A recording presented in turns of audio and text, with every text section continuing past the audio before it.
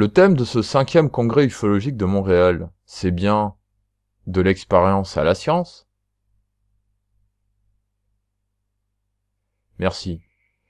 Bienvenue à vous toutes et tous dans ma conférence où je vais vous faire part d'un chapitre de l'étude géoufologique. Ce chapitre est l'étude OVNI et failles géologiques. On peut aussi parler de l'étude OVNI et séisme qui sont complémentaires, mais aussi totalement différents. Je vous en parlerai tout à l'heure. Mais qu'est-ce que l'étude géoufologique? J'ai commencé cette étude en septembre 2010. À la base, c'était un nouveau thème pour une nouvelle saison de reportages de vidéos sur la chaîne YouTube ODH TV, OVNI dans l'Histoire TV. Pour réaliser cette étude géoufologique, j'ai tout d'abord recensé tous les cas d'observation d'OVNI qu'il y a eu en France de l'an 1000 à 2018, puisque cette carte continue à être alimentée avec les cas qui ont été enquêtés.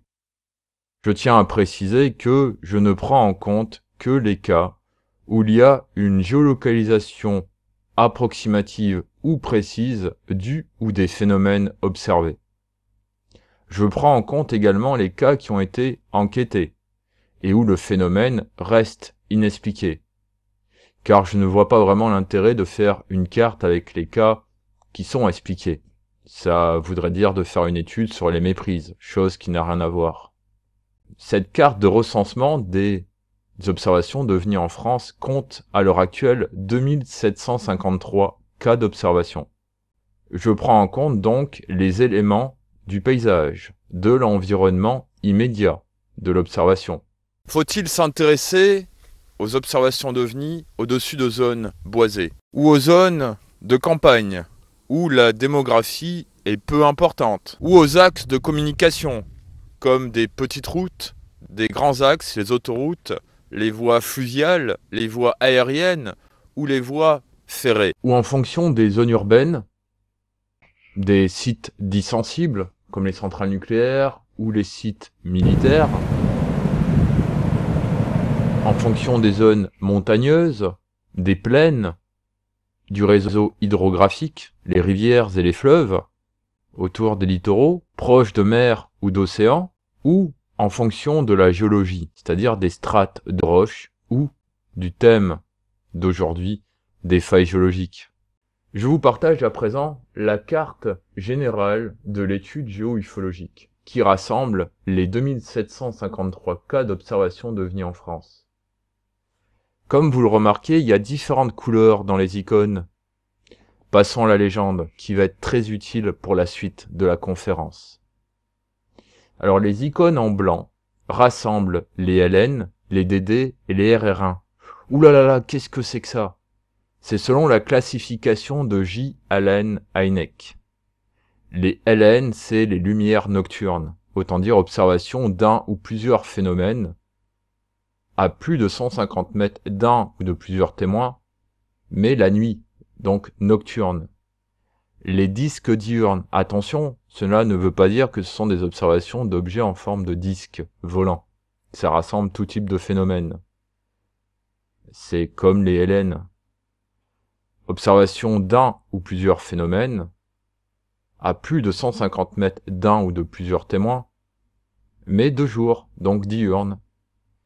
Il y a aussi les rencontres rapprochées du premier type, observation d'un ou de plusieurs phénomènes à moins de 150 mètres d'un ou de plusieurs témoins. Donc ça, c'est les icônes en blanc. Les icônes en jaune, c'est les rencontres rapprochées du deuxième type, autant dire les RR2. Observation d'un objet au sol avec oui ou non des traces sur le sol. Les icônes de couleur verte, c'est les RR3, les rencontres rapprochées du troisième type.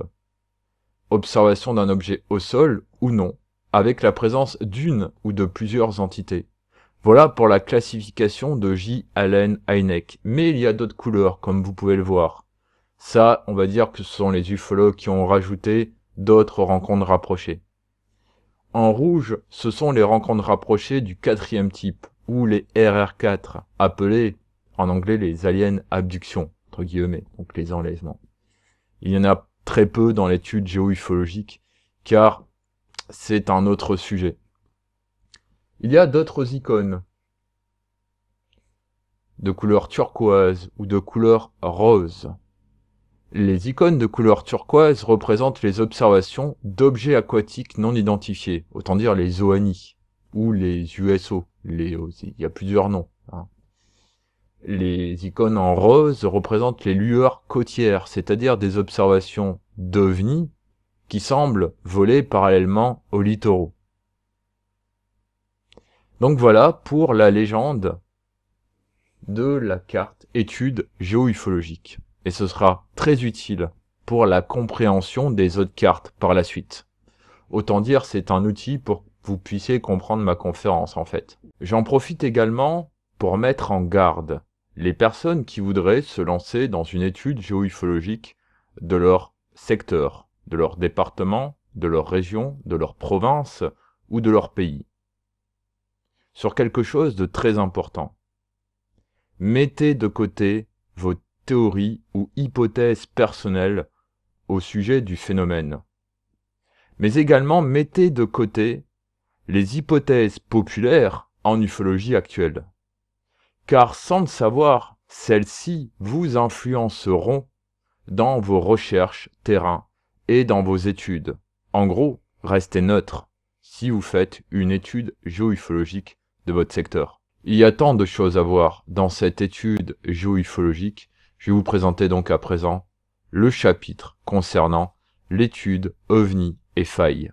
Lorsque vous rentrez le mot ou paramètre faille dans la base de données de la carte étude géoufologique, là vous revoyez donc la carte générale avec les 2753 cas. Vous arrivez à cette carte-là.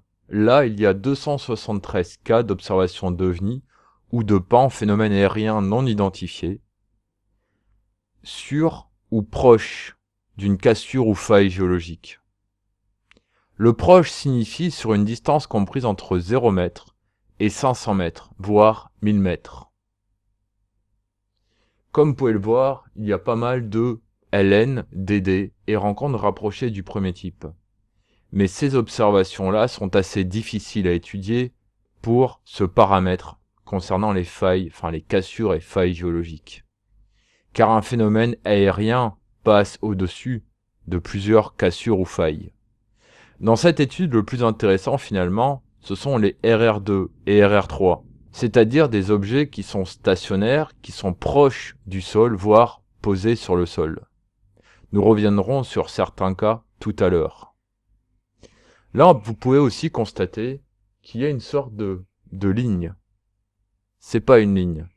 En fait, ces observations sont proches d'une grande faille qui est la faille sud-armoricaine. Cette faille arrive sur le continent depuis un endroit qui a un nom assez particulier, où il y a des légendes et des phénomènes dits paranormaux, mais bon, ça, ce sont d'autres histoires, qui est la baie des Trépassés. Cette faille s'arrêterait, selon les études et les recherches, du côté de Saint-Mexin-l'École dans le département des Deux-Sèvres. Donc, en fait, les observations ne suivent pas la faille. Ce sont des observations qui n'ont rien à voir les unes avec les autres. Elles semblent être sur la faille pour certaines ou proches, comme je l'ai dit, sur une distance comprise entre 0 et 500 mètres, voire 1000 mètres. Mais il faut quand même rappeler qu'en France, comme ailleurs, il y a de nombreuses petites cassures et failles géologiques. Et dans cette étude est pris en compte tout cela. Car par le passé, des ufologues se sont déjà penchés sur cette étude OVNI-faille, comme Fernand Lagarde ou Jacques Myrtin. Fernand Lagarde était l'un des anciens directeurs de la revue LDLN ou Lumière dans la nuit. Jacques Myrtin est un ufologue du côté de Tarbes. Il s'était intéressé à l'étude OVNI et faille en prenant en compte que les grandes failles géologiques. Donc déjà, l'étude est faussée puisque les petites cassures et les failles ne sont pas prises en compte. Enfin, toutes les failles. Mais avec une hypothèse qui était très populaire à l'époque, qui était l'orthothénie d'Aimé Michel. Et donc l'étude a été faussée, car l'ufologue est parti avec une hypothèse qui était populaire à l'époque.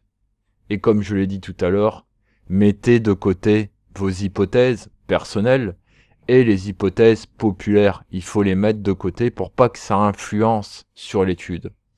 Donc l'étude OVNI faille géologique de Fernand Lagarde est fausse. Lorsque vous observez cette carte qui rassemble les 273 cas d'observation d'OVNI ou de PAN proches, à côté ou sur une cassure ou faille géologique, qu'elle soit active ou inactive, on peut se poser de nombreuses questions. Déjà, quelles sont les formes de phénomènes observés? Quels sont leurs comportements? Quels sont leurs effets physiques sur leur environnement? Et bien sûr, quelles sont les couleurs observées et décrites par les témoins? Selon la carte OVNI et faille, on arrive à quelques éléments de réponse. La forme de phénomène aérien non identifié la plus observée est la boule lumineuse et les lueurs étranges, puisqu'il y a eu 133 cas d'observation sur 273. Je tiens à préciser quelque chose en aparté. Ces phénomènes de boules lumineuses ou de lueurs sont les formes d'OVNI ou de PAN les plus observées depuis ces dernières années, en ufologie française, mais aussi dans le monde. Voilà, c'était pour la petite aparté. Ensuite vient les masses lumineuses ou disques volants, puisqu'il y a eu 97 cas sur 273. Puis les triangles volants et autres, puisqu'il y a eu 43 cas sur 273. Mais commençons tout d'abord par le phénomène ou les formes d'OVNI les plus observées, les boules lumineuses et les lueurs étranges. Ainsi, les couleurs les plus observées sont le bleu, le jaune, l'orange, le rouge, le rose, le vert et le violet. Comportement des boules lumineuses. Volent seules ou en formation, rentrent ou sortent du sol, comme les cas du côté du Grand Ponceau. Vol stationnaire, effet physique, action sur les végétaux. Ça, c'est quelque chose qui revient souvent en ufologie, notamment dans l'affaire de Landévennec, dans le département du Finistère, où il y a eu un vieillissement prématuré des végétaux, perte de la chlorophylle. Comme vous voyez donc la reconstitution de cette observation que j'ai réalisée, avec une photo prise donc sur le terrain. Panne électrique. Il y a souvent des observations de boules lumineuses et ensuite accompagnées de panne électrique. Après, de savoir si les deux sont liés, là aussi est la question des enquêteurs. Ou alors suit la faille. Pour ces observations de boules lumineuses ou de lueurs étranges comprend aussi les flashs. Parce qu'il y a eu aussi par le passé des flashs qui semblaient provenir du sol et qui étaient de couleur bleue. Cela peut être un phénomène de piézoélectricité ou de triboluminescence, mais nous verrons ceci dans la conclusion.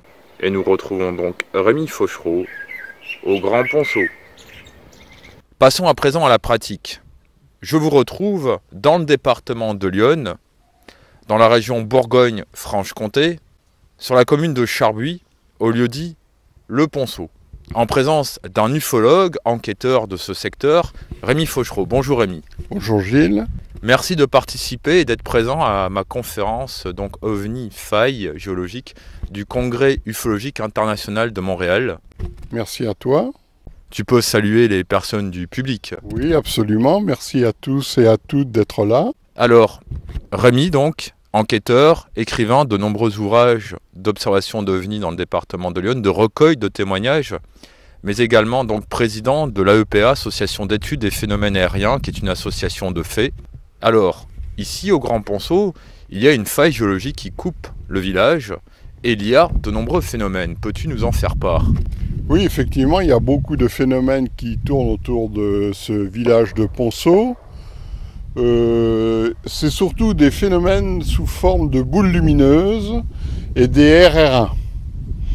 Donc des boules de lumière de couleur noire ont été vues de jour, des boules lumineuses bleues de nuit, des boules lumineuses rouges, des boules lumineuses blanches, des boules lumineuses qui ont éclaté en plusieurs petites boules lumineuses, Et donc, tout ça, c'est passé du Grand Ponceau au Petit Ponceau jusqu'au Varennes. Alors donc, ces lieux-dits, vous ne les connaissez pas, mais ça regroupe un peu tout ce qui se passe autour du village de Ponceau. Et on n'est pas très loin aussi d'un endroit où quelqu'un aurait observé une espèce de phénomène qui semblait sortir du sol. Une grosse boule qui semblait sortir du sol et qui est montée en direction du haut du village de Ponceau. Et donc ça s'est déroulé à 5 h du matin. Hein. 2 témoins ont vu ça en allant au marché. Donc au lieu-dit Le Ponceau, il y a eu des phénomènes intéressants, peut-être en rapport avec la faille qui passe juste en dessous. Je rappelle que la faille qui passe en dessous du lieu-dit Le Ponceau est sur un axe sud-ouest-nord-est. Il y a eu donc des phénomènes de lueurs rouges, le ciel semblait être éclairé en rouge, comme s'il y avait une sorte d'aurore boréale. Donc là, comme vous pouvez voir derrière moi, se trouve donc le lieu-dit Le Ponceau, et vous voyez donc cette faille qui traverse le village. Alors ça, c'est source Géoportail, carte géologique. Il y a aussi donc le phénomène de l'espèce de lueur qui ressemblait à un soleil, qui était par ici. Passons dès à présent à la deuxième forme, les masses lumineuses et les disques volants. Les couleurs observées, bleu, blanc, orange et bleu glacier. Comportement de ces formes, stationnaires, avec d'autres lueurs en formation. Effet physique, réaction des animaux, et encore suit là où les failles. Je tiens à souligner qu'au col de Vence ou plateau Saint-Barnabé, dans le département des Alpes-Maritimes, dans le sud de la France, le col de Vence est une zone aussi où il y a de nombreuses failles géologiques, comme vous le voyez là, la carte géologique. Et il y a eu des phénomènes de boules lumineuses qui semblaient non pas sortir du sol cette fois-ci, comme à la faille de Ponceau, mais rentrer dans le sol. Je tiens à souligner que, comme vous voyez, c'est de couleur bleue. C'est du Jurassique, bleu foncé du Jurassique oxfordien. Et au col de Vence, qui est une zone dite d'anomalie permanente, selon les veilleurs du secteur et les ufologues, il y a souvent des phénomènes de boules lumineuses qui semblent être en file indienne ou pas très loin de ces zones faillées. Passons dès à présent à la dernière forme, le triangle volant et autres. Couleur le plus observée, noir, blanc, orange. Comportement, vol stationnaire, au sol, vol seul ou en formation. Effet physique, réaction des animaux, suit la faille, action sur les végétaux.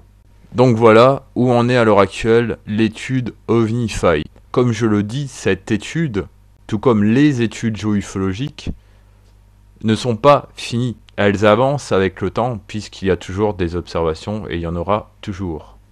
Et il se peut que ce qui a été dit là maintenant soit complètement différent dans 1 ou 2 ans. Je vous retrouve à côté du site mégalithique de Saint-Just, donc un site très intéressant puisqu'il y a des légendes de dames blanches, des failles et des petites cassures géologiques en dessous. Mais ici, c'est un secteur qui mériterait qu'il y ait une étude un peu plus poussée de type SOALN, c'est-à-dire station d'observation et d'analyse des lueurs nocturnes, ou l'équivalent du CEPO, du col de Vence, c'est-à-dire station d'étude du phénomène OVNI. Car dans ce secteur, on va dire qu'il y a tous les phénomènes. Nous avons déjà des observations de lueurs ou de flashs, comme le 4 novembre 1954 du côté de Redon, des observations d'OVNI de couleur bleue ou rouge. Le 27 septembre 2011, encore du côté de Redon, une observation de masse sombre. Ça, c'est différent. À Redon, il y a aussi des légendes de dames blanches, mais de couleur bleue. Ça rappelle un peu l'observation dite du 4 novembre 1954. Il y a des phénomènes sonores qui sont entendus dans le ciel, comme des trains qui passent dans le ciel. Cela rappelle aussi le phénomène du col de Vence, le fameux bruit. À Sixte-sur-Affe, il y a aussi quelques petites cassures. Il y a des boules lumineuses qui semblent sortir ou rentrer dans le sol. Il y a aussi des carrières non loin. C'est ça aussi, il faut signaler qu'il y a pas mal de choses de l'étude géoufologique qui se retrouvent ici.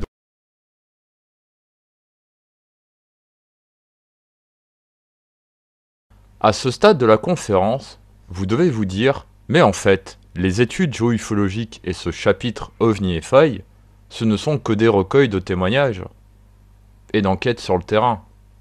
Effectivement, c'est la première partie, on va dire. Car il ne faut pas oublier que les enquêteurs font du recueil de témoignages ou reçoivent des témoignages, mais ensuite il y a des enquêtes pour séparer les cas expliqués et les cas inexpliqués. En prenant ces cas inexpliqués par rapport à l'étude géoufologique, ce qu'on fait, c'est qu'on délimite par rapport à ces cas proches ou autour d'une faille géologique, je répète entre 0 et 500 mètres, voire 1000 mètres, mais celle-là c'est vraiment large. Et qu'est-ce qu'on fait? On fait des veillées de surveillance du ciel, car les veillées sont très importantes, ou des veillées de vérification. On va dans une zone, dans cette zone particulière, bon là c'est juste un exemple, et donc on fait une veillée. Pendant la veillée, qu'est-ce qu'on fait? S'il se passe un phénomène, on note à ce moment-là tous les paramètres, et pas que les paramètres de distance entre la faille et le phénomène observé. On note également les paramètres climatiques, car c'est intéressant de savoir quelles sont les conditions climatiques lorsqu'un phénomène non identifié apparaît, ou après qu'il sera identifié, après une enquête. Il faut vraiment noter tous les paramètres, et il y en a beaucoup des paramètres. Mais là, restons dans OVNI et failles. Ce qu'il faut savoir, c'est que des fois, les conditions ne sont pas réunies ou lorsque la vie privée ne permet pas de partir faire une veillée, il y a des projets de stations de surveillance du ciel automatique, comme celle-ci. Le projet CEPO, Station d'étude du phénomène OVNI, une station qui va être implantée prochainement dans le département des Alpes-Maritimes, c'est-à-dire dans le sud-est de la France, sur le plateau Saint-Barnabé, connu en ufologie comme le col de Vence, une zone, dit-on, d'anomalie permanente. Je dis entre guillemets. Pourquoi je dis automatique? Il y a des panneaux solaires dessus, donc elle se veut être autonome.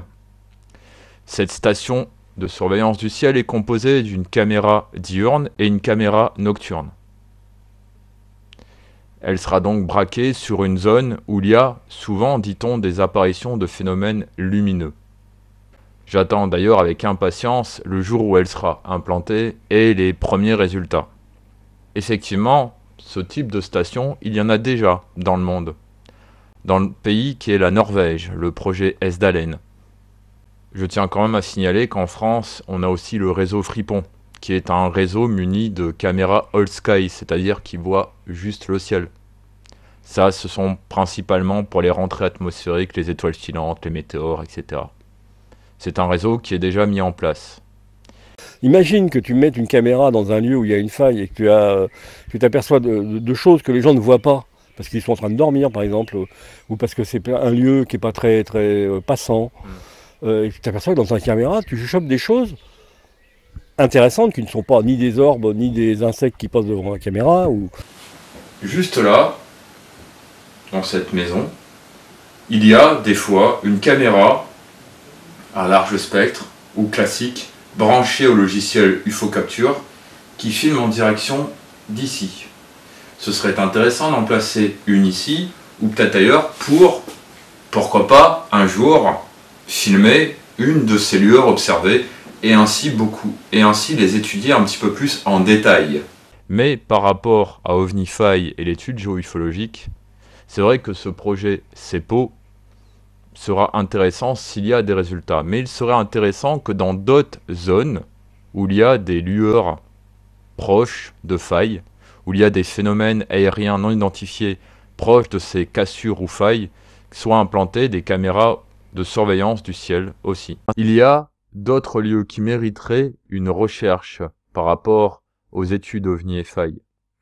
J'irai certainement à l'avenir pour continuer les recherches terrain et aussi les veillées de vérification, car les veillées de surveillance du ciel sont très importantes dans ces différentes recherches. Après vous avoir fait part de l'étude OVNI et failles géologiques, parlons un petit peu de l'OVNI et séisme. Ces deux études sont complémentaires, mais elles sont aussi différentes. Car toutes les failles ne sont pas toutes actives. Beaucoup de cassures ou de failles géologiques sont inactives. Donc c'est pour ça qu'il faut faire la différence entre l'étude OVNI et faille et l'étude OVNI et séisme. Enfin, microséisme et séisme. Abordons à présent ces histoires de lueurs géologiques ou de lueurs sismiques. Ce sont des méprises, si on peut dire ça comme ça. Cela voudrait dire que dans certains cas, sur certaines tensions de la roche, il y ait des lueurs qui semblent jaillir du sol. Comme par exemple l'observation qu'il y a eu du côté du Ponceau, que l'ufologue Rémi Fauchereau vous a fait part tout à l'heure. Les lueurs ou phénomènes sismiques ont été observés avant, pendant ou après un microséisme ou un séisme. Je laisse Gilles Durand, ufologue et également membre de l'association du Sceau, sauvegarde et conservation des études et archives ufologiques en France, vous parler de quelques cas au cours de microséisme ou séisme. La lueur, c'est vraiment quelque chose de diffus, des photos de lueur sismique. Mais il y a un cas en 1777 à Bologne, en Italie, c'est pareil. Là, brusquement, de la Terre jaillit des dizaines de boules de lumière. Mais de la Terre, quoi. Hop.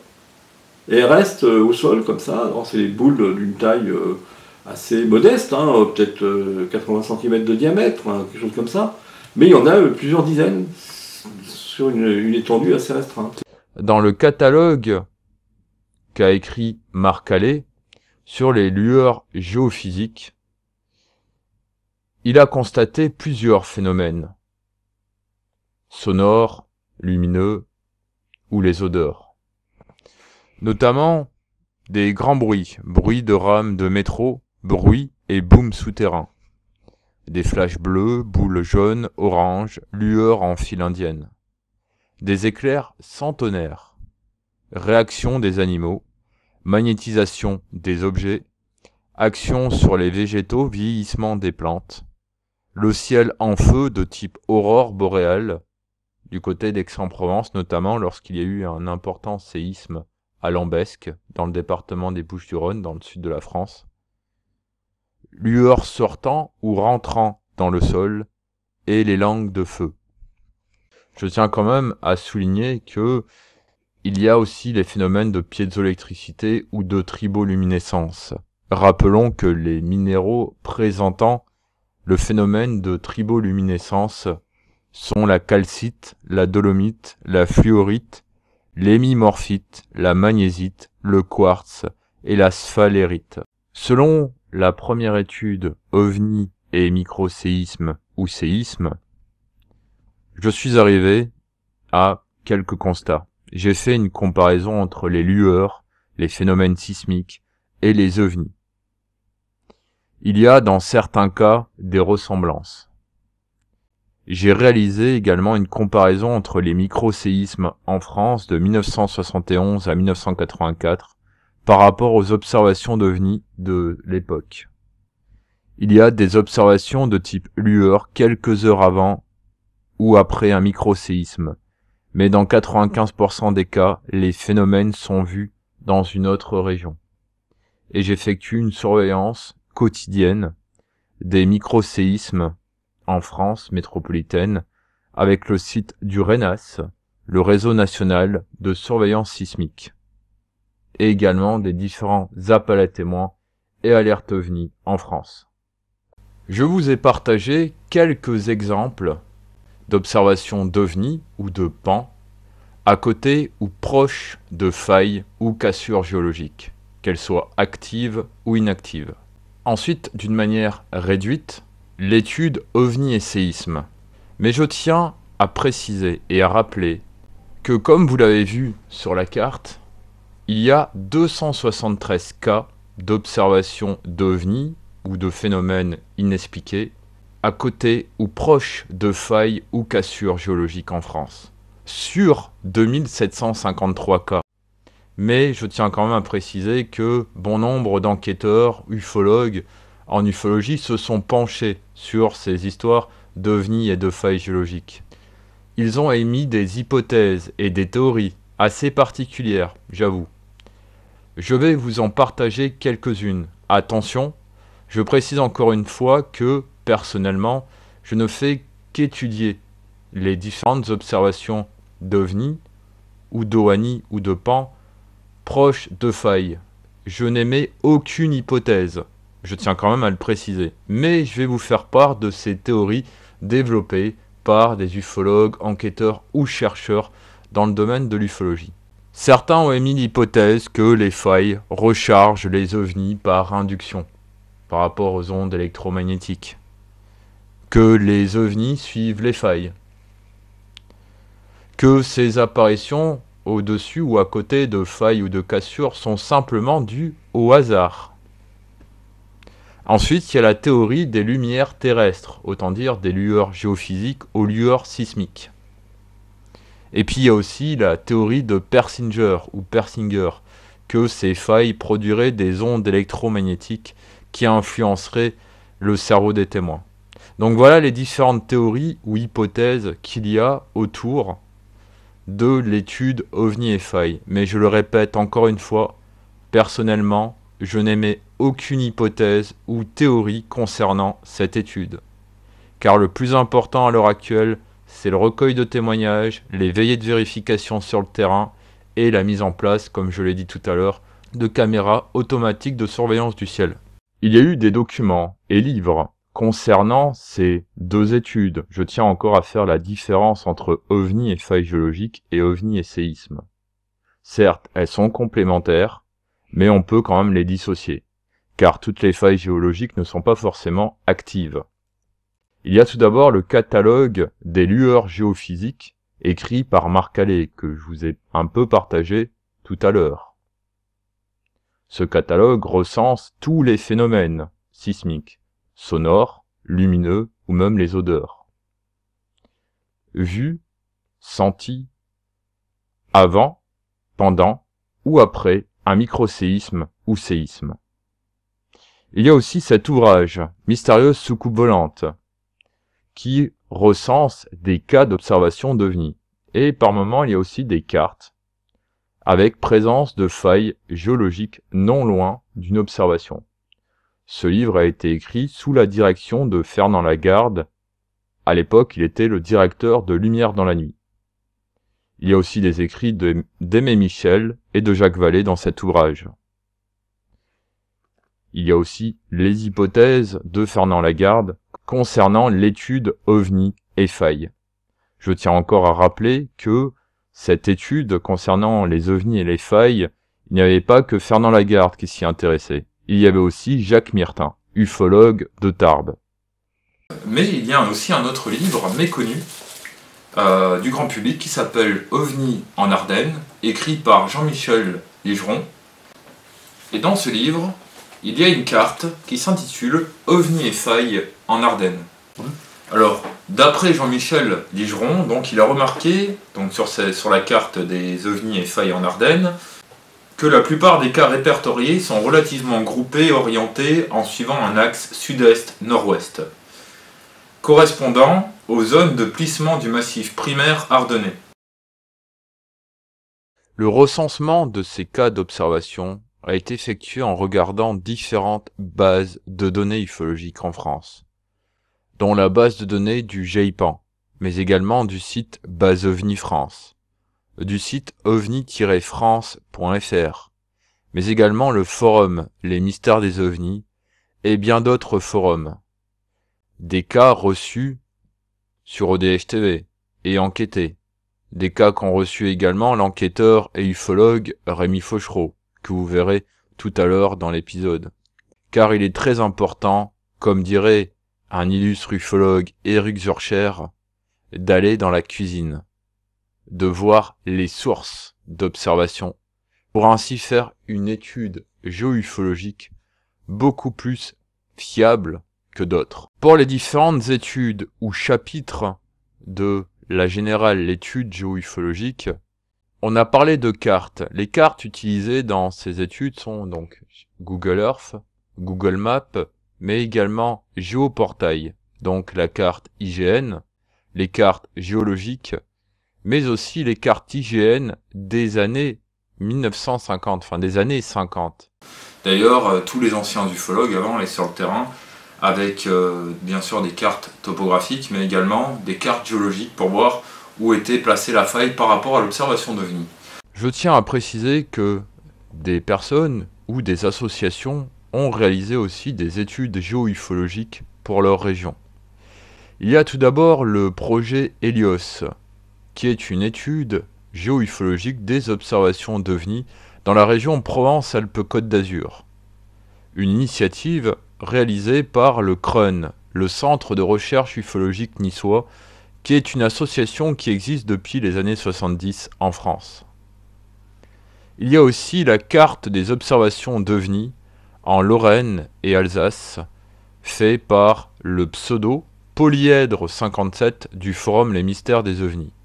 Donc comme vous pouvez le remarquer, des associations ou des personnes, des individus, ont réalisé elles aussi des cartes et des études géo-ufologiques de leur secteur. Cette étude géo-ufologique a été réalisée aussi car il y a un triste constat dans l'ufologie. Que ce soit les enquêteurs, les ufologues, d'associations, de groupes, officiels ou officieux, lorsqu'ils font une enquête d'un cas d'observation d'OVNI, il y a deux solutions. Soit ils expliquent ou ils arrivent à trouver une explication sur le phénomène ou les phénomènes qui ont été observés par un ou plusieurs témoins, soit ce cas est identifié comme inexpliqué. Mais lorsque le cas est identifié inexpliqué, qu'est-ce qui se passe généralement pour ces cas d'observation? Ça va aller dans des bases de données, dans des bilans annuels ou autres, et ça restera là. Et ces cas prennent la poussière. Donc à quoi servent-ils finalement? Alors ce serait bien de ressortir ces cas et de les faire parler. Et c'est pour ça que l'étude géo-ufologique est là pour voir s'il y a un lien ou pas avec le ou les phénomènes observés et l'environnement de cette observation ou ces observations. Eh bien Rémi, tu nous as présenté tout à l'heure les différentes observations de lueurs qui ont été vues au-dessus du lieu-dit Ponceau. Donc tout ça c'est un recueil de témoignages, mais tout ça en fait c'est comme des expériences finalement quand on regarde bien. Alors pour toi, faut-il faire de l'expérience à la science? C'est-à-dire que tous ces témoignages que tu as recueillis, tu les donnes à des scientifiques qui sont plus calés dans les études autour des lueurs géologiques ou sismiques? Oui, mais ce serait quelque chose à faire. Mais j'ai peur que dans ce cas-là, des scientifiques qui sont très rigoureux trouvent qu'il n'y a pas encore assez d'enquêtes poussées pour ces cas. Donc il n'y a pas assez de données. Ouais, pas assez de données, pas assez de matière pour qu'on puisse arriver à une conclusion, si on peut arriver à une conclusion, ou tout du moins à un début de recherche sérieuse. Parce que j'ai remarqué déjà quand j'étais en faculté, quand il s'agissait de faire une étude sur, je sais pas moi, un petit ver de terre ou un truc comme ça, j'ai regardé tout ce qu'il faisait, puisque j'avais un étudiant qui faisait une thèse sur le sujet. J'ai regardé tout ce qu'il faisait, c'est absolument effarant pour arriver à une thèse. Alors, il ne s'agit peut-être pas d'aller jusqu'à une thèse pour ce genre de phénomène ufologique, mais disons à une sorte de petit mémoire. C'est déjà très poussé, très fouillé. Alors donc les petites enquêtes que je fais dans mes porte-vues, est-ce que c'est suffisant pour un scientifique qui demandera à être très rigoureux, très précis? Je suis pas sûr. Par exemple, je fais l'étude de la météo, je prends la feuille de météo du journal Lyon Républicaine, mais lui, c'est la météo, par exemple, prise à 14 h. Mais si le phénomène a eu lieu à 19 h, lui, il va vouloir la météo à 19 h, et non pas du département de Lyon, mais de l'endroit exact où où on a vu l'OVNI. En fait, on en arrivera à chercher, par exemple, des renseignements météorologiques, comme on a vu à la tour de contrôle, quand on avait été avec le SO, tu te rappelles? Vraiment tout au maximum, mais vraiment chercher la petite bête, comme on dit, mais il faut le maximum de précision, parce que ça peut être capital. Un indice peut tout changer dans une recherche scientifique. Un indice, et c'est pas grand-chose un indice, c'est comme en justice. Des fois, il y a des procès qui se gagnent, ou qui se font, ou qui se défont sur un indice. C'est même pas une preuve, c'est un indice. Et une recherche scientifique, des fois, ça se conclut à partir d'un indice. Donc là, tu nous as parlé de la partie climatique de l'étude, donc géo-ufologique, mais la partie faille, concernant la petite faille de Ponceau, oui. Est-ce que là aussi, en fait, les ufologues, les enquêteurs recueillent beaucoup de données, beaucoup de témoignages? Là, nous avons donc une faille qui passe en dessous. Est-ce que là aussi, on peut passer de l'expérience à la science par rapport, surtout la lueur qui semblait sortir du sol? Oui, bah oui, théoriquement, on ne peut pas faire autrement que d'en tenir compte, déjà et d'une, puisqu'on l'a vu sortir du sol, cette lueur. Le témoin, ou les témoins l'ont vu sortir du sol. Parce qu'il y a quand même des données qu'on retrouve dans le catalogue de Marc Calais sur les lueurs géophysiques, comme le fait que le ciel semble être comme s'il y avait une aurore boréale de couleur rouge, qu'on retrouve aussi dans le catalogue de Marc Calais, et qui a eu lieu à Ponceau. Oui, ben, il faut absolument tenir compte, c'est sûr. Pour un scientifique, c'est quelque chose d'original, mais c'est justement la petite chose qui peut tout faire basculer une étude scientifique. Parce que la majorité des cas qui ont eu lieu autour ou aux alentours de la faille de Ponceau, c'était des RR1 en altitude. Hein, donc, mais là, on la voit sortir du sol. Donc c'est l'élément qui perturbe toute une conclusion. Toute la conclusion des RR1. Parce que là, on n'est plus vraiment dans une RR1, elle sort du sol. Donc il y a quelque chose d'autre. Et finalement, c'est peut-être ça, finalement, le plus important au départ. Ce petit indice, c'est une sorte de petit indice, un peu, moi j'appelle ça un indice, mais qui peut tout changer, tout faire basculer dans une autre direction de recherche. Et que souhaites-tu dire aux personnes présentes, là, actuellement à Montréal, car le thème principal du congrès, c'est de l'expérience à la science. Et il y a énormément d'autres personnes qui ont fait des conférences au sujet du phénomène, de la phénoménologie, sur le phénomène OVNI dans son ensemble. Si tu reprends le thème de l'expérience à la science, ça t'évoque quoi? De l'expérience à la science, il n'y a pas de science sans science expérimentale, on peut dire, hein, sans expérience, quoi, finalement, hein, on peut dire. L'expérience conduit à la science, hein, c'est sûr. L'expérimentation scientifique conduit à quelque chose à la science, tout simplement. Peut-être que nous nous reverrons à l'avenir, au cours d'une prochaine conférence, pour vous faire part de l'avancée des études géo-ufologiques et ce chapitre OVNI et failles.